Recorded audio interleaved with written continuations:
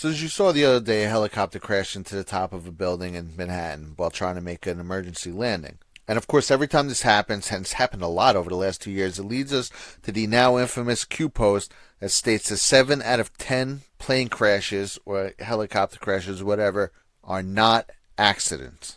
But now we have this great post from Joe M. at The Storm Is Upon Us on Twitter. It says, things to know about the New York City helicopter crash. It collided with the top floor, which is owned by Sidley Austin, Obama's corrupt former Chicago-based law firm. The same firm who had floors 54 to 59 in the World Trade Center North Tower on 9/11, where not one of their 600 lawyers died. And of course, none of the lawyers died. They're hooked up with the world government. And if you look here, what else do we know about 9/11? Marvin Bush, the head of Securicom, the company that did digital security for the towers, and his dad was George Bush Sr., who was hooked up to the CIA, which is one of their intelligence branches. You have the majority of the hijackers were Saudi nationalists. That links up to the House of Saud, most of whom had their visas approved by none other than John Brennan. What about possible ties to the world government's other intelligence agencies? A little over a year before September 11th, an Israeli art group named Gelatin, which is also coincidentally the name of high-powered explosives, began an ongoing project on the 91st floor of the World Trade Center to add a balcony to one of the floors. You can even see here in the Metro, which is a daily newspaper that people hand out like the subways in the morning, they even did a little write-up about it. You have a picture down here of them working with all these boxes stacked around them, talking about the group Gelatin and working on their project, the B thing, which I suppose, according to them, is B for balcony, which I would suggest after these next few slides might stand for something else. Now, if you look a little closer at this picture, it says BB-18 on it. Now, BB-18 is a popular fuse housing for when you have a million wires and you need to organize them for something. I don't know how many wires you would need to put a balcony outside, but my guess would be 0. Now, one night, while they were working on this, they went to a whole bunch of floors and put E-Team, showing that they had access to all these floors, which is exactly where the first plane hit. They lit up floors 90 to 94, and the first plane, or the first explosion, happened on floors 93 to 99. After this was all done, they published a 62-page book about it, which is extremely hard to get, as you can imagine, which includes pictures of them doing it and all about it, and then some of their sketches. Now, keep in mind, these are supposed art students, okay? Now, I know art doesn't always mean drawing. It can mean many things, but nevertheless, these look like the scribbled-out blueprints of a heist or something shady. Here's one with the tower. It says, very depressing inside, very amazing outside. All right, that's weird. We want to break through to the amazement from the inside. Okay, like a bomb breaking out. And it says depression inside, amazement outside. And here's the second sketch of a building basically starting to crumble with debris falling all around it. Now, this isn't shady at all, guys. Here's another sketch of someone jumping out of the Twin Towers. Here's a sketch, and there's a lot of them. The creeper. I'm going to show a few of the towers and then all the lower levels behind it.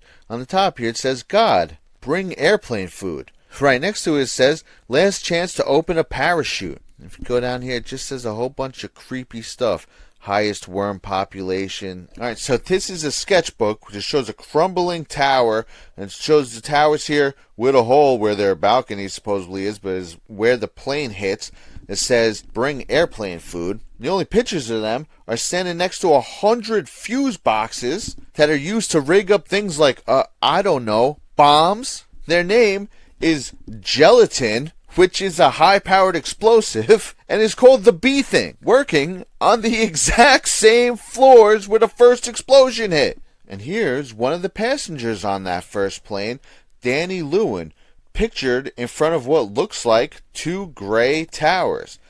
Danny Lewin is a former Israeli Special Forces in the division which was in charge of counterterrorism beyond Israel's borders. Now, in this series of pictures, he's wearing a watch called the Hijacker. Danny was seated in row 9 of Flight 11.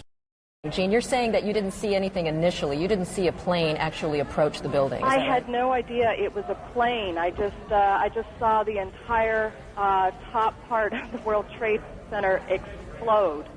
So I turned on the TV when I heard they said it was a plane. It was really strange. So you've probably heard me in past videos talk about math, and I do math all day long, and I'm a mathematician and all that. Well, that is because I am a skyscraper engineer who has been building skyscrapers in Manhattan for 17 years. So I have to say, if there's ever been anything I've been more qualified to speak on, it's the collapse of the Twin Towers. Of course, this is just my personal assessment based on the things I know about skyscrapers, and after studying that video over and over again and comparing it to other research I've done on the matter. Now, first things first, those buildings were tanks. I mean, those might have been the two sturdiest, strongest buildings on the planet. Now, majority of buildings get most of their strength from the core, around like the elevator shaft. That's where the heaviest steel will be, and it'll come up the middle of the building. And it creates like a spine. So this is where most of the strength from the building comes. Now, if you look at the Twin Towers, they were built like that, like every other building. They were also built with an exoskeleton of some of the heaviest steel in any building in the whole city. To make even anything other than a dent, let alone a hole that size in those buildings, you'd have to drive an aircraft carrier into them. A plane like that would just shred itself like paper, would barely even enter the building. The majority of it would crumple and would just fall down to the ground. I don't care how much jet fuel's on board. I don't care what. Look at this airplane being scrapped here. Look at this thing going through it like paper. They're nothing. They're little tin nothings, these planes. There is no way on earth that thing could blow a hole into the most solid building ever created. So now the second part of this. Let's say on some miraculous occurrence, it does blow that hole into the side. So now you got the top however many, 10 floors or whatever, about to fall onto the bottom 90. And this is everyone's favorite theory. It says it's pancakes. The building just pancaked. It's like cringe every time I hear that. First of all, that's not even what pancaking looks like. When floors pancake, the horrible occurrence that this is, they stop. They go floor, floor, floor, floor. So look at this video right here. If you can see briefly, there's a lot of smoke. It drops the floor and stops for a second. Then it drops again. If you look at this one collapsing. It collapses a floor and it falls over. These are the two most common occurrences with a pancake. Either goes floor, stop, floor, stop, floor, stop, floor, stop, floor, stop, floor, stop, floor, stop. Or it hits a floor and then falls over. The only thing that would have ever happened with those buildings, a steel building no less, so pancaking usually happens with a reinforced concrete building, not a steel building in the first place.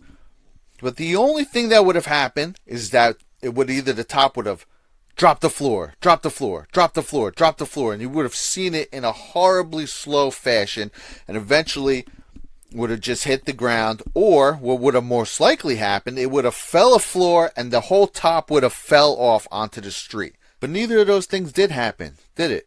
No, it free fell. There's only one thing on earth that can make a building free fall perfectly into its own footprint, and that's controlled demolition. Period. It's not even up for debate. And then World Trade Center 7, which everyone wants to dismiss. Meanwhile, this is a building that would be one of the tallest buildings, if not the tallest building in most of the states in America. It's like an afterthought. Didn't have a hole in it where the top floor could have pancaked. No, it had fire. It had fire debris, supposedly, inside. The fires weakened it. And did it start to crumble from the fire? No. Did it fall over? No. Did it pancake? Obviously not. It also fell in free fall speed, perfectly into its footprint. I mean, how are we still even talking about this 18 years later? Furthermore, if you look into 7, you can see this video where the squibs are popping out. It's exactly what happens in the controlled demolition. That's them. They cut the inside beams, and then they have bombs to go off one by one. And you can see them blowing out the windows of the building as they're exploding, first collapsing everything, and then it falls. Also, you have Silverstein in this interview saying that he gave the order to pull it, which is the only terminology for pull it is a controlled demolition. Okay, pull it, and then they hit the thing and it collapses. Maybe the smartest thing to do is pull it. And they made that decision to pull, and then we watched the building collapse.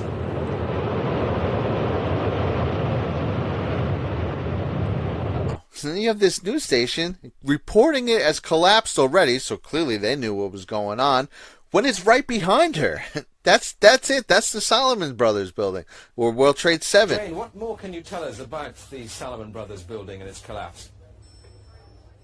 Well, only really what you already know. Details are very, very sketchy. As you can see behind me, the Trade Center appears to be still burning. We see these huge clouds of smoke and ash, and we know that behind that there's an empty piece of what was a very familiar New York skyline. But now going back to the Twin Towers, you have these guys talking about bombs going off. Yeah, multiple bombs, 2, 3 bombs going off, one after another. It's exactly what happens in a controlled demolition. You start from the bottom, it goes pop, pop, pop, pop, pop, pop, and then it just starts to fall. That's exactly what they're describing. That's exactly what many people were describing that day. People saying, nah, that was a bomb. People saying there was an big explosion right before it collapsed. If you slow up the video here, you could see little puffs coming out of the windows. Exactly what happens is those things are blowing and separating the already cut I-beam. In my office on the northwest corner of the 82nd floor, I heard a noise like a sonic boom almost, and then a blast. The building swayed, shook a little bit. I saw papers coming fly out of the middle of the building, and then we went to the staircase to try to get down. We were going down. We got stuck on one floor because the door and the staircase wouldn't even open. So we went back onto the floor through some fire. We saw some fire and rubbish, and we went to the other staircase to come down. We made it all the way downstairs. And then when we were just about to come out of the building, there was another blast, and all the lights went out, and this is what happened then. The glass came down? We didn't see we were still inside the building. All we heard was a big blast, and the whole volume of air moved. And we came out through the subway. No second plane. It was a bomb. Bombed in the building, not second plane. That was a bomb. Who said the second plane? That's what we're told. The second plane. We saw it on television. Everything. All right. Well, thanks a lot. And of course, they knew right away it was Muhammad Atta. They found his passport on the street. Oh, okay. So everything in the whole plane's incinerated to dust. Everything on the screen is a fireball the size of Giant Stadium, but his passport somehow survived. I mean, they couldn't come up with something